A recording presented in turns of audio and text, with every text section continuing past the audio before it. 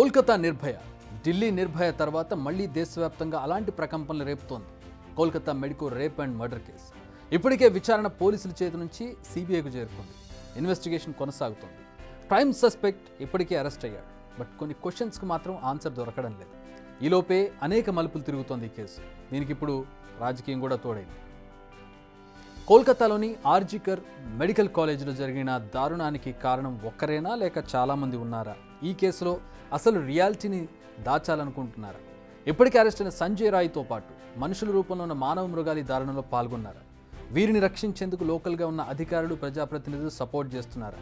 అందుకే CBI forensic team అక్కడికి చేరుకునేలోపు సాక్ష్యాలను తొలగించాలనుకున్నారా?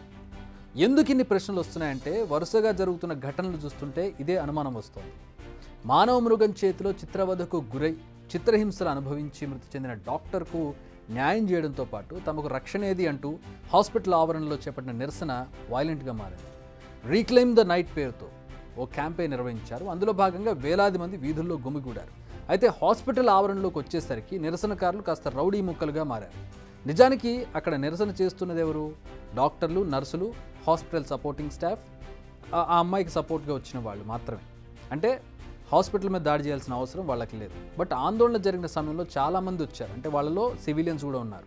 అంతా మద్దతు తెలపడానికి వచ్చారని అనుకున్నారు. కానీ క్షణాల్లో అక్కడ సీన్ మారిపోయింది. నిరసనలు కాస్త దాడులుగా మారాయి. హాస్పిటల్ ముందు నిరసన చేస్తున్న వారంతా ఒక్కసారిగా లోపలికి దూసుకొచ్చారు. నానా హంగామా చేశారు. దాడులు కూడా చేశారు. ధ్వంసం చేశారు. విధ్వంసకాండం సృష్టించారు. హాస్పిటల్లోని ఎమర్జెన్సీ వార్డు మొత్తం ధ్వంసమైంది. పోలీసులు లాఠీ చార్జ్ చేశారు. టియర్ గ్యాస్ ప్రయోగించారు. అసలు ఈ దాడి ఎందుకు జరిగింది? అక్కడ తెలియజేస్తుంది నిరసన, జరిగింది అమానవీయ ఘటన. దీనికి మనిషి అన్నవాడు ఎవడైనా సరే నిరసన తెలియజేస్తాడు, సంఘీభావం తెలియజేస్తారు ఆ నిరసన తెలియజేస్తున్నవాడు. కానీ ఇక్కడ హాస్పిటల్ మీద దాడి చేయాల్సినటువంటి అవసరం ఎవరికి ఉంటుంది? ఈ దాడి ఎందుకు జరిగింది? ఎవరు చేశారు? ఎవరు చెప్తే చేశారనే క్వశ్చన్స్ ఇప్పుడు తేలాల్సి ఉంది. ఇప్పుడు బెంగాల్ వీధుల్లో వినిపిస్తున్న రూమర్స్ ఏంటంటే ఈ దారుణానికి పాల్పడింది ఒకరు కాదు, ఎక్కువ మంది ఉన్నారు. అయినా పోలీసులు చర్యలు తీసుకోవడం లేదు. నిందితులకు సపోర్ట్ చేయడానికి కేసుల ఎవిడెన్స్ను మార్చేయాలని చూస్తూ ఉన్నారు. రీసెంట్గా జరిగిన దాడులు కూడా అందులో భాగమే. కొందరు కావాలని నిరసనకారుల రూపంలో హాస్పిటల్లోకి చొరబడి ఆధారాలను చెరిపేసే ప్రయత్నం చేశారు. ఇలా అనేక రూమర్స్ ఇప్పుడు సోషల్ మీడియాలో వైరల్గా మారాయి. నిజానికి ఇది గ్యాంగ్ రేప్ అనుమానాలు రోజు రోజుకు బలపడుతున్నాయి. ఎందుకంటే నిందితుడు పోలీసుల కస్టడీకి వెళ్ళగానే నేనే చేశాను, కావాలంటే ఉరి తీసుకోండి అని చెప్పడం ఒక డ్రమాటిక్గా అనిపించింది. అంటే సినీ ఫక్కీలో అనిపించింది. మృతురాలి శరీరంలో 150 మిల్లీగ్రాముల సెమెన్ లభించింది. వీటన్నిటికంటే ముఖ్యమైనది కోల్కతా పోలీస్ కమిషనర్ ఓ సెన్సేషనల్ స్టేట్మెంట్ ఇచ్చారు.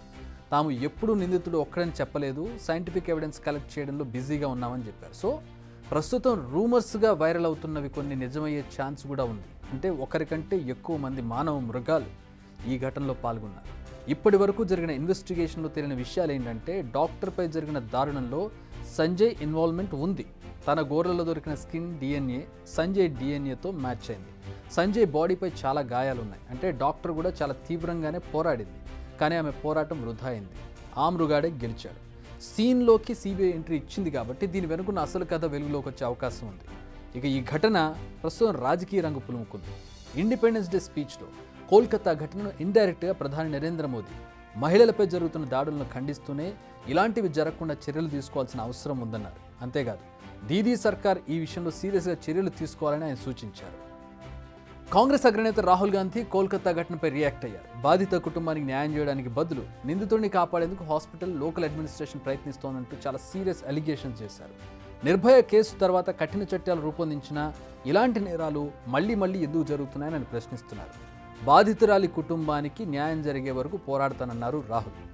కాంగ్రెస్ నేతలు ఇస్తున్న స్టేట్మెంట్స్పై మమతా బెనర్జీ కూడా చాలా ఘాటుగానే రియాక్ట్ అవుతున్నారు. కాంగ్రెస్ నేతలపై విరుచుకుపడ్డారు. అధికారం కోసం అంది వచ్చిన అవకాశాన్ని ఉపయోగించుకుంటున్నారంటూ ఆమె విమర్శిస్తున్నారు. సో పరస్పర విమర్శలు ఎలా ఉన్నాయి? ఒక విషయం మాత్రం చాలా విచిత్రంగా అనిపిస్తుంది.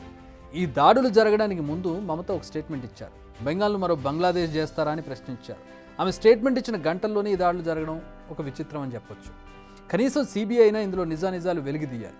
ఈ దారుణానికి పాల్పడిన మానవ మృగం ఒక్కరైనా, ఎవరైనా, ఇంకెవరైనా ఉన్నా సరే వారందరినీ పట్టుకోవాలి. వారికి సహకరించింది ఎవరు, కాపాడాలని చూస్తున్నది ఎవరు? సిబిఐ అయినా ఈ రాజకీయ చదరంగంలో పావుగా కాకుండా స్వతంత్రంగా వ్యవహరించి ఆ ఉన్మాదులను ఉరికంబం ఎక్కించాలి. అప్పుడు ఈ కోల్కతా నిర్భయకు న్యాయం జరుగుతుంది. అలాగే ఇలాంటివి రిపీట్ కాకుండా ఉండేందుకు తగిన చర్యలు తీసుకోవాల్సిన అవసరం ఎంతైనా కనబడుతోంది.